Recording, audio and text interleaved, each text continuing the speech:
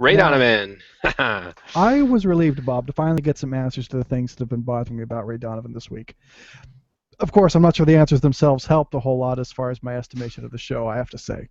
But Sure. let's go through some of these. For one thing, I think we figured out that Ray smiled at the end of the last episode because he learned his dad had killed the wrong priest and could use it against him, which he immediately starts trying to do to put him back in prison. Yes. Yep. And then we also learn, of course, that Mickey is an FBI snitch. And by the end, it seems like they're after Ray and his whole operation under what? RICO, maybe? Are they organized crime here? I don't feel like we've seen enough to justify an entire federal RICO investigation against these guys. But Ezra did say to Ray in an earlier episode, we fixed some things that shouldn't have been fixed, Ray. Ezra's character is so like such a Debbie Downer. He's like paranoid in every scene, even at his own party where he's throwing a party for his deceased wife and dedicating a multi-million-dollar research facility to her. He like starts going off the handle because he sees Mickey in the crowd, and just every scene he's like, "We got to look over our shoulder. We've done horrible things. I'm going to start speaking in Yiddish." Yeah, that's right. But yeah, for we haven't seen him do anything that's bad enough to have a whole RICO investigation No, no, you're on right. on him yet. Even though the bag and the bat that certainly was not very nice, but that would just be a regular police issue, not federal investigation like this. So we're on the third episode. I'm glad they gave us a few answers like this, but they better not drag that one out why they're wanted by the feds too long, or otherwise I'll just be further annoyed. You know, yeah, speaking of being annoyed, I think I figured out, this probably seems obvious, and maybe we've already stated it, but the fact that Ray and Mickey are father and son, uh, Mickey's the father, Ray's the son, just to, in case you don't know.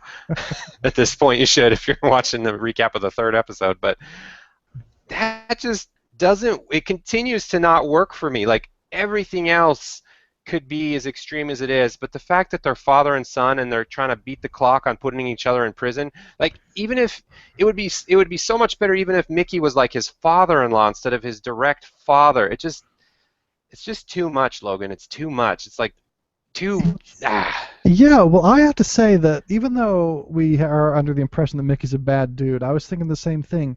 Uh, won't that alienate him from the rest of his family if you snitch?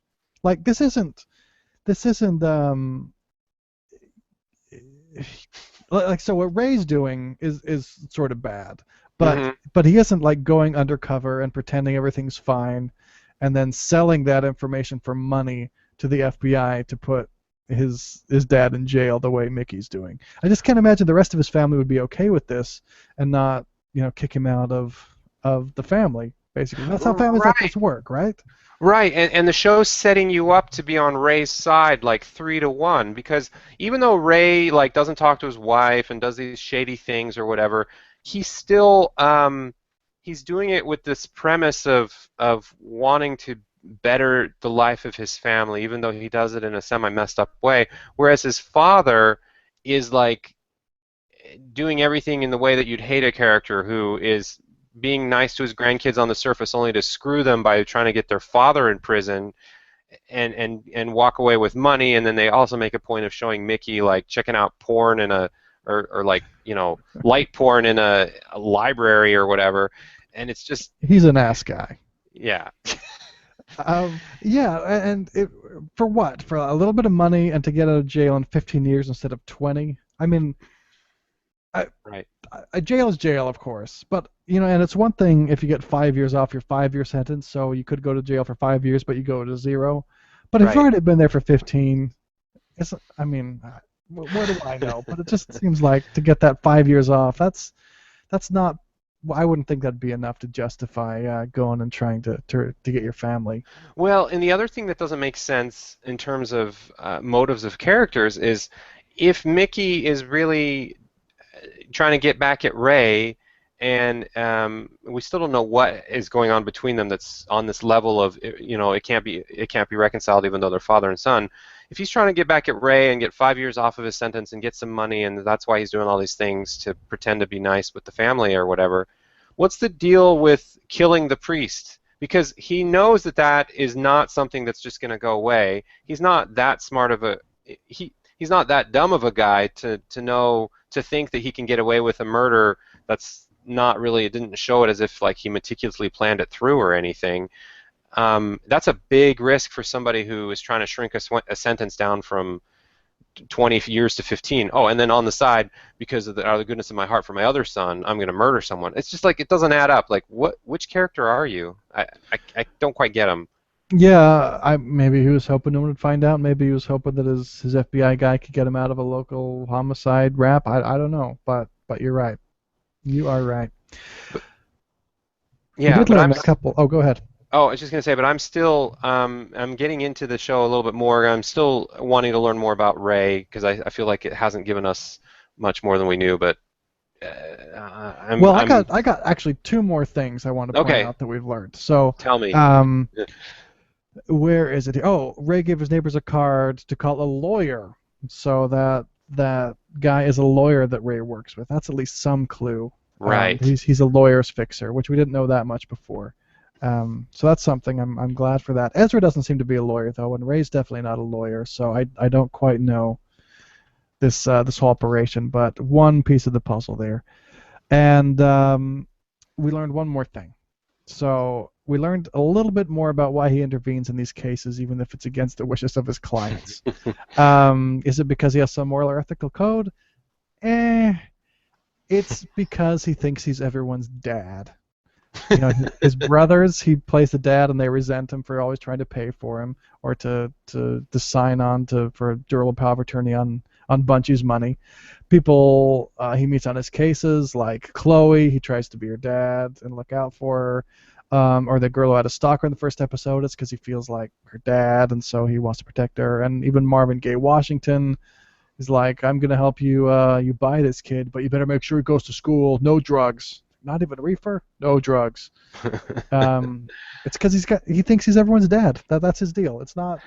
I don't know, and I'm disappointed that that's his thing, really. Oh yeah, I'm glad you brought this up because I disagree with you. I'm actually sympathetic toward this motivational theme, I guess. I think Ray actually, for all of his faults and the way he doesn't talk to his wife, he hasn't necessarily made super bad calls in terms of, I mean, he's probably gone around things or gone through with things the wrong way or not necessarily the best way.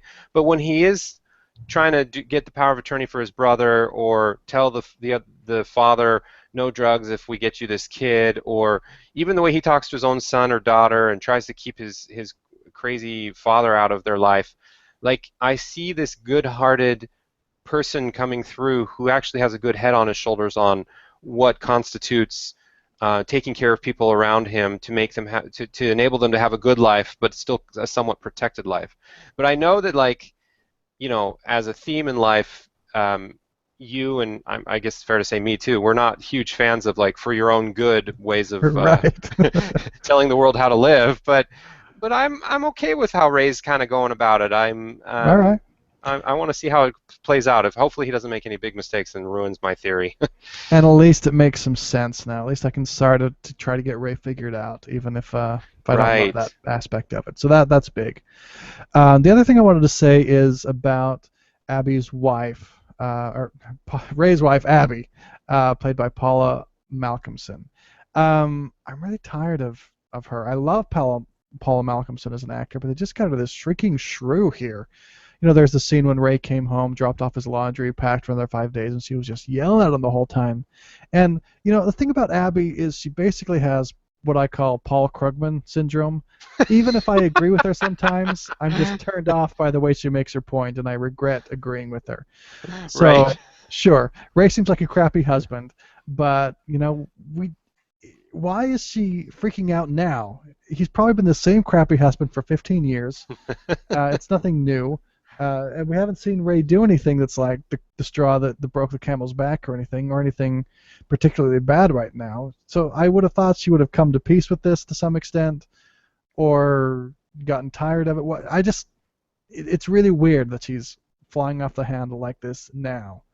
Right. You're scared of the scenes where she has a reason to fly off the handle. I mean, she has a 15-year broken marriage reason in these scenes we're seeing, but they kind of come out of nowhere without enough development beforehand for her to be justified in her outrage, and it just feels very like the show needs to do a better job of setting her up for that level of outrage for Ray's behavior, or she needs to dial it back and like the acting or the well, it's not entirely her fault, but the director and actor relationship here needs to like play through that scene a little more realistically, my Yeah, she opinion. should have divorced him 15 years ago, or get a little perspective on what's going on here. I don't know. Right.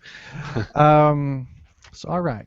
So I think we're going to certainly keep watching Ray Donovan, Bob, but we have to check in about whether we're going to keep recapping it. This is our third recap this time, which is a lot, and even more importantly, as a negative mark, uh, it's hard to have more than one Sunday night at 10 o'clock time slot show. Right. Yeah, we're recapping this on a Monday after a Sunday night when there's the newsroom and Ray Donovan at the same time. And I think the newsroom has a little more of a aura about it. Like I feel like there's more going on and people are more engaged there. And Ray Donovan, this third episode, it didn't go down, but if anything, it might have gone up slightly for I me. agree. Like, Slightly up. I'm more interested now. I was more inclined to give it up after the second episode, but I feel like compared to everything else that's out there, this may not deserve like the weekly recap. I think we might just want to circle back after. I'm going to keep watching it because I'm into it now a little bit, but maybe just a season overview. And who knows? Maybe we're wrong, and this is the new, it's The Sopranos all over again or something. But somehow I doubt it. But we'll see. Yeah, I think that's a good idea. We'll give it a season overview at the end. And you're right. I don't know that I like the newsroom more, but the newsroom seems more recap worthy for some reason, if that makes sense. It gets me fired up a little bit more than Ray Donovan does. Right. So, all right, this will be our last recap of Ray Donovan for the foreseeable future. Unless we get like tons of comments and people are like, "No, this was our favorite." By Yeah, tons, I mean like 3. No. yeah, we're open to persuasion. We're here to give you what you want, listeners. Convince us. Yeah.